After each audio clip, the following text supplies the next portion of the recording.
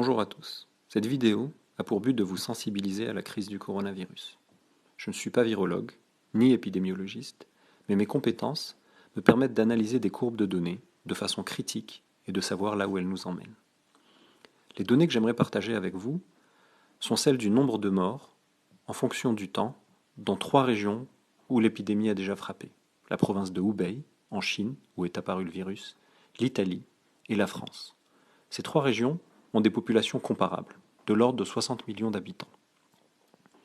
Pour savoir ce qui attend l'Algérie, voyons ce qui se passe en début d'épidémie. La courbe que je vous montre ici est celle de la province de Hubei, où on voit qu'après les premiers décès, le nombre de morts augmente rapidement pour atteindre le nombre de 100 en une vingtaine de jours. Voici celle de l'Italie et celle de la France. Dans les 3 cas, le nombre de morts évolue de façon très similaire. Ces données nous permettent de dire qu'au début de l'épidémie, l'évolution du nombre de morts suit une loi exponentielle. Ici, en rouge.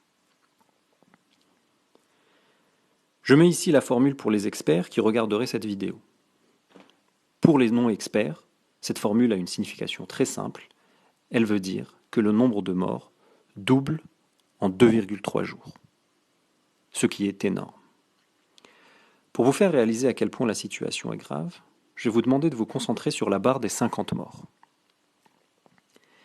Vous voyez qu'on atteint les 50 morts après 16,5 jours. Mais 2,3 jours plus tard, on passe de 50 à 100. Le nombre de morts a doublé. 4,6 jours plus tard, on atteint 200 morts. Bref, en un mois, 2500 morts. Et au bout de 35 jours, 10 000 morts.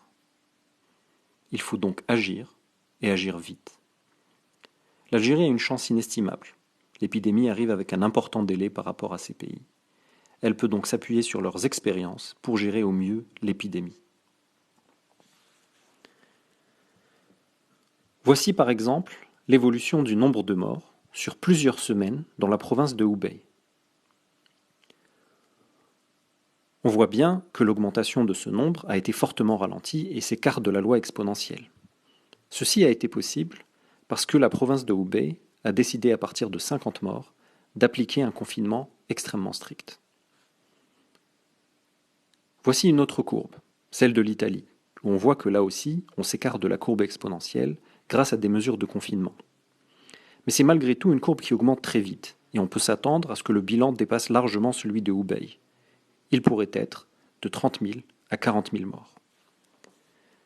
La différence entre les deux tient au fait que la procédure de confinement n'a pas été appliquée au même moment de l'épidémie. L'Italie a mis en place le confinement après avoir atteint 500 morts. Vous voyez bien que la différence est considérable.